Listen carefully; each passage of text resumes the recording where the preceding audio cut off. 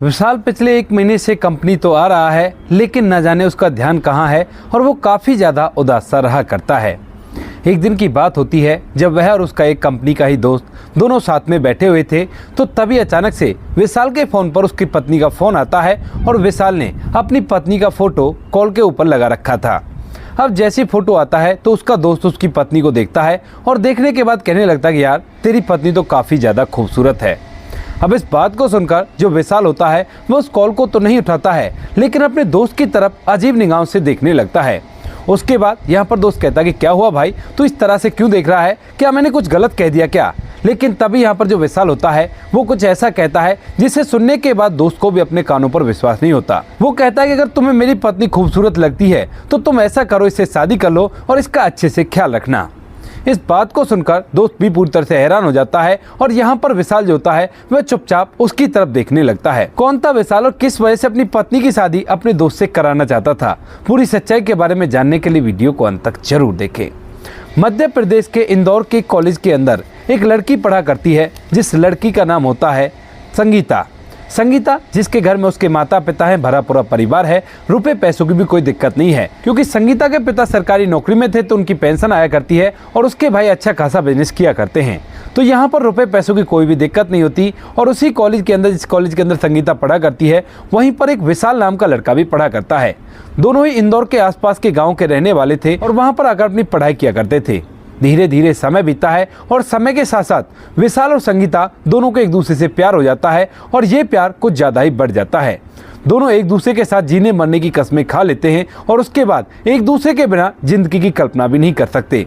अब यहाँ पर विशाल और संगीता जब एक दूसरे से प्यार कर बैठे थे तो उसके बाद फैसला करते हैं कि अब पहले हम अपनी पढ़ाई लिखाई को कर लेते हैं और उसके बाद दोनों अपने अपने घर वालों से बात करेंगे और घर वालों को मनाकर एक साथ ही शादी करेंगे। ऐसा उन लोगों ने फैसला कर लिया था और इसके बाद धीरे धीरे समय बीतता है। समय के साथ साथ उनकी कॉलेज की पढ़ाई भी कंप्लीट हो जाती है और जैसे उनकी कॉलेज की पढ़ाई कंप्लीट होती है, ग्रेजुएशन का फाइनल ईयर होता है, तो उसके बाद में दोनों फैसला करते हैं कि अपने अपने घर वालों से बात करेंगे और बात करने के बाद एक साथ अपने जीवन को व्यतीत करेंगे। यहाँ पर जो विशाल होता है वह अपने घर वालों से बात करता है और संगीता अपने घर वालों से जाकर बात करने लगती है, लेकिन दोनों के घर वाले साफ साफ मना कर देते हैं और कहते हैं कि लव मैरिज तो बिल्कुल भी नहीं होगी और तुम लोगों को अरेंज मैरिज करनी होगी, जहाँ पर हम कह देंगे वहीं पर शादी करनी होगी। दोनों इस बात को सुनकर बड़े हैरान और परेशान होते हैं और जब दोनों एक दूसरे से बात करते हैं तो दोनों को पता चलता है कि दोनों के घर वालों ने इस बात के लिए मना कर दिया है। लेकिन यहाँ पर दोनों का प्यार काफ़ी सच्चा और अच्छा था, तो इसी वजह से दोनों फैसला करते हैं कि क्यों ना वो अपने घर को छोड़कर यहाँ से दूर चले जाएं और वहीं पर रहकर अपने जीवन को व्यतीत करें।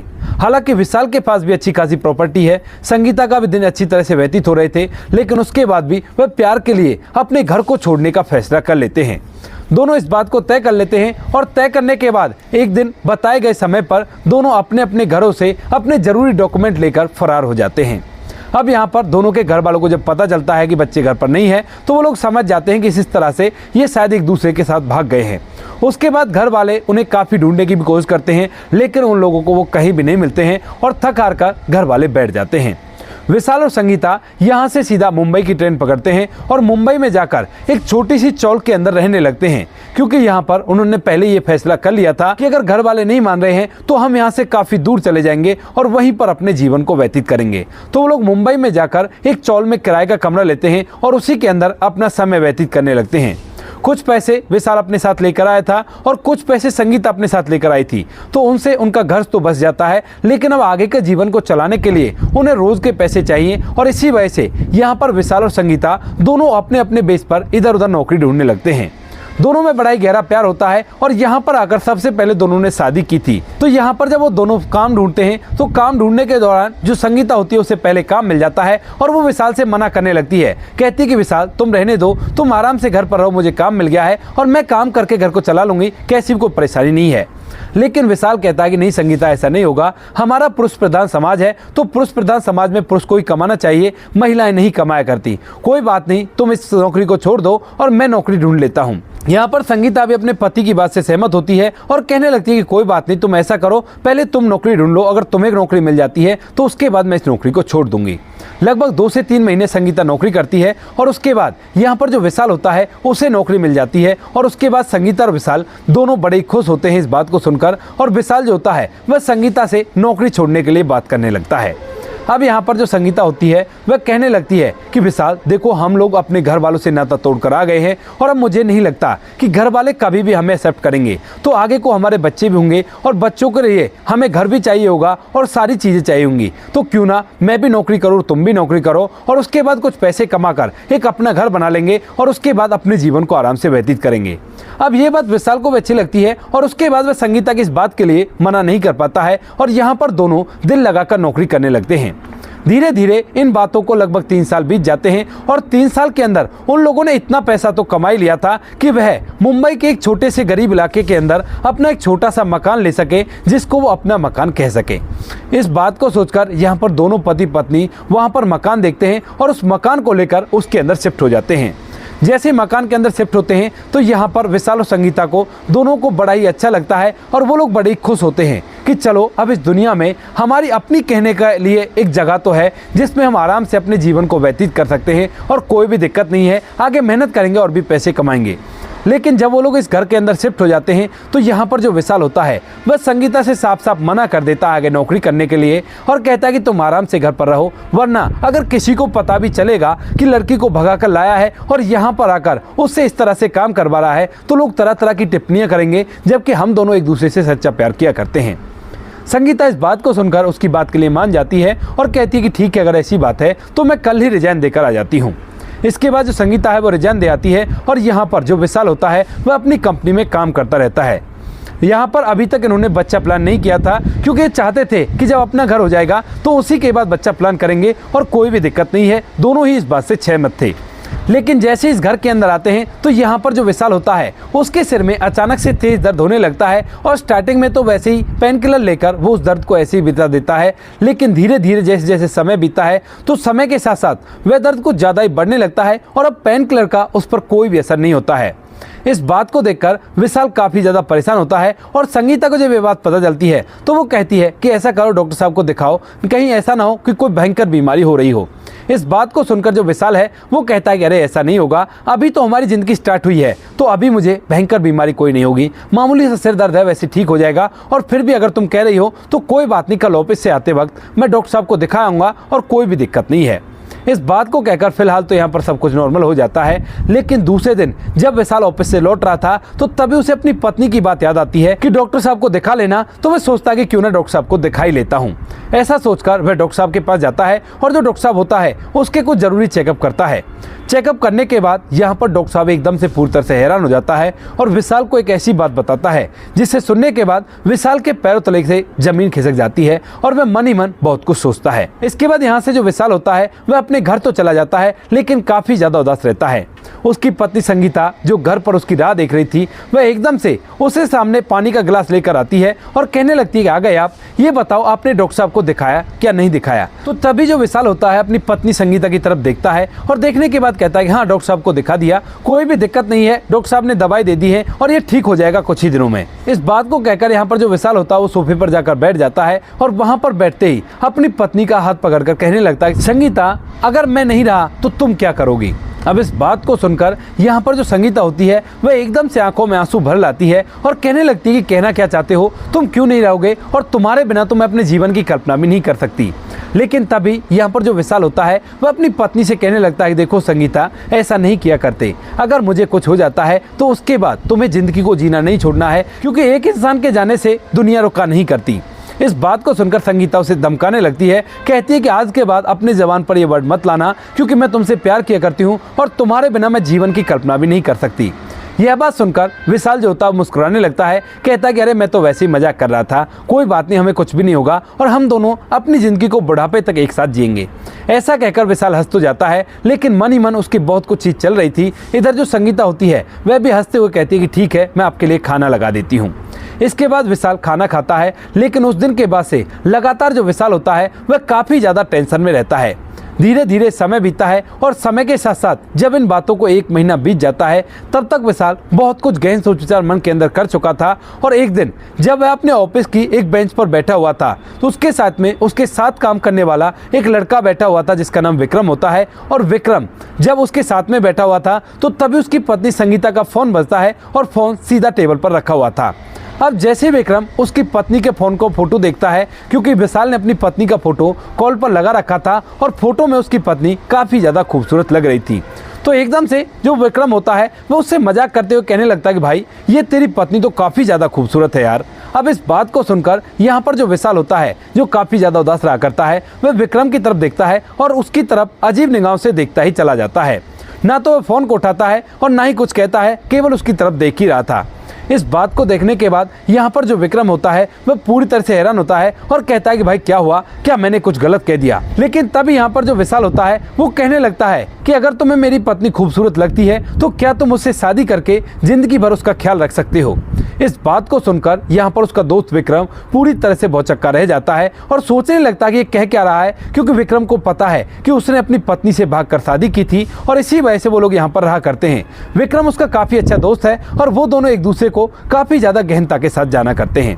यहाँ पर इस बात को सुनकर जो विक्रम होता है वो कहने लगता है कि भाई तू पागल तो नहीं हो गया, ये तू क्या बात कर रहा है, तू तो अपनी पत्नी से प्यार किया करता है ना, फिर तू ऐसी बात क्यों कर रहा है, मजाक कर रहा है ना मेरे से। लेकिन तभी यहाँ पर जो विशाल होता है वो कहने लगता है कि नहीं यार, मैं मजाक नहीं कर रहा, तू सच में बता, अगर तेरी शादी मेरी पत्नी से हो जाए तो क्या तू उसका जान से ज्यादा ख्याल रखेगा। इस बात को सुनकर यहाँ पर जो विक्रम होता है वो कहने लगता है कि यार ये बता आखिर बात क्या है, मैं बात को जानना चाहता हूँ, क्योंकि तू ऐसे ही तो इस बात को नहीं कह सकता। अगर तू मजाक नहीं कर रहा तो मुझे बता कि आखिर बात क्या है। इसके बाद यहाँ पर जो विशाल होता है एकदम से उसकी आंखों में आंसू आ जाते हैं और वो वहीं बैठकर फूट फूट कर रोने लगता है। विक्रम इस बात को समझता है और समझने के बाद सबसे पहले तो उसे चुप कराता है और पूछने लगता है कि बता भाई बात क्या, बात बता मुझे। तो इसके बाद यहाँ पर जो विशाल होता है वो बताने लगता है, कहता है कि यार पिछले लगभग 6 महीने से लगातार मुझे सिर में काफ़ी तेज दर्द हो रहा था, लेकिन हमें एक नया मकान खरीदना था और उसी वजह से मैं इस पर ज़्यादा गौर नहीं दे रहा था। जब मैंने अपना नया मकान ले लिया तो उसके बाद मेरी पत्नी के कहने पर मैंने डॉक्टर साहब को दिखाया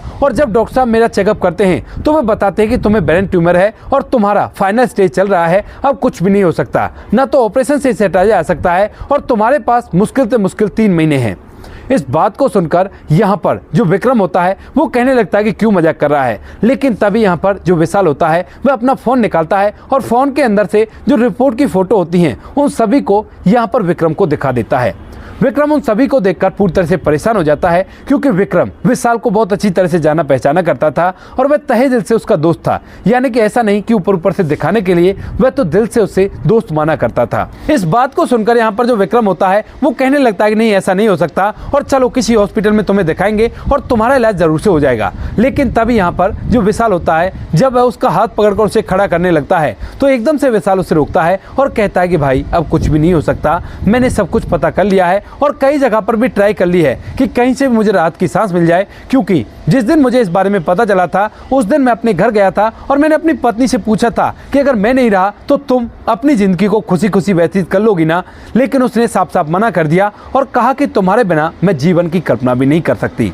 तो इसी वजह से मुझे मेरी चिंता नहीं है, मैं तो इस दुनिया को छोड़कर चला ही जाऊंगा, लेकिन मेरे बाद मेरी पत्नी का क्या होगा जो कि मुझसे बहुत ज़्यादा प्यार किया करती है। इसी बात को सोचकर मैं काफ़ी ज़्यादा परेशान था, लेकिन जब तुमने उससे खूबसूरत कहा तो मैंने सोचा कि अगर तू उससे शादी कर लेगा तो मुझे विश्वास है कि तुम मुझसे भी अच्छा उसका ख्याल रख सकता है, तो इसी वजह से मैंने तुमसे पूछ लिया। ऐसा कहकर जो विशाल होता है वह अपना सर नीचे करता है और यहाँ पर विक्रम की भी समझ में आता है कि किस वजह से उसने ऐसा कहा था। इसके बाद जो विक्रम होता है वो कहता है कि भाई ये बहुत ही मुश्किल रहेगा, लेकिन विशाल कहता है कि यार दोस्त होने की खातिर मेरी आखिरी इच्छा नहीं पूरी कर सकता। तो जो विक्रम होता है वो कहता है कि ठीक है कोई बात नहीं, मैं तुम्हारी आखिरी इच्छा पूरी तो कर दूंगा, लेकिन तुम्हारी पत्नी भी तुमसे बहुत ज्यादा प्यार किया करती है, वो मुझे किस तरह से एक्सेप्ट करेगी। तो यहाँ पर जो विशाल होता है उसके कान में एक बात कहता है और इस बात को सुनकर यहाँ पर जो विक्रम होता है वह हामी भरता है।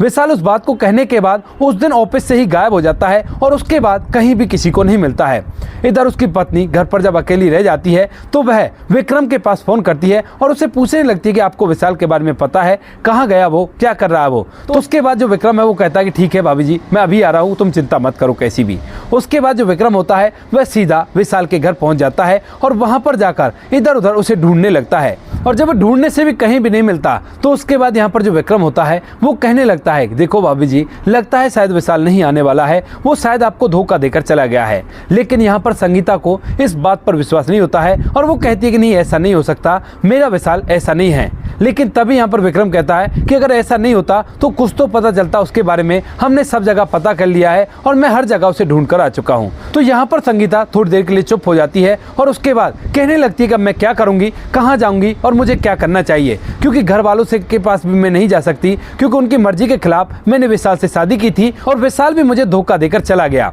अब इस बात को कहकर यहाँ पर संगीता काफी ज्यादा उदास हो जाती है, लेकिन तभी विक्रम उसका सहारा बनता है और कहता है कि आप चिंता मत करो, अगर आपको ऐतराज ना हो तो क्या मैं तुमसे शादी कर सकता हूँ। अब इस बात को सुनकर संगीता उसकी तरफ देखती है और कहती है कि सच में क्या तुम मुझसे शादी कर सकते हो। तो उसके बाद विक्रम कहने लगता है कि हाँ बिल्कुल मैं आपसे शादी कर सकता हूँ और आप बिल्कुल भी ये मत सोचना कि आपकी मजबूरियों का फायदा उठा रहा हूँ, केवल इंसानियत के नाते मैं आपसे शादी कर रहा हूँ। इस बात को सुनकर संगीता, जिसके पास और कोई चारा नहीं था, वह भी इस बात के लिए हामी भर लेती है और यहाँ पर संगीता और विक्रम दोनों की शादी हो जाती है। शादी होने के बाद जब वो दोबारा से उसी घर के अंदर आते हैं जो घर संगीता के नाम है, तो वहां पर आने के बाद जो संगीता होती है अपने उन पलों को याद करने लगती है और एकदम से उसकी आंखों में आंसू आ जाते हैं। तो यहाँ पर विक्रम पूछता है कि संगीता किस बात के आंखों में आंसू आ गए। तो उसके बाद यहाँ पर जो संगीता होती है वो कहने लगती है कि ये आंसू मेरे पति की बातों को याद करके आ गए हैं, लेकिन कोई बात नहीं, वो बेकार आदमी है ना, तो उसके बारे में नहीं सोचूंगी, क्योंकि इस घर के अंदर जब हम आए थे तो कुछ ऐसे पल थे जिन्हें याद करने के बाद आंखों में आंसू आ गए।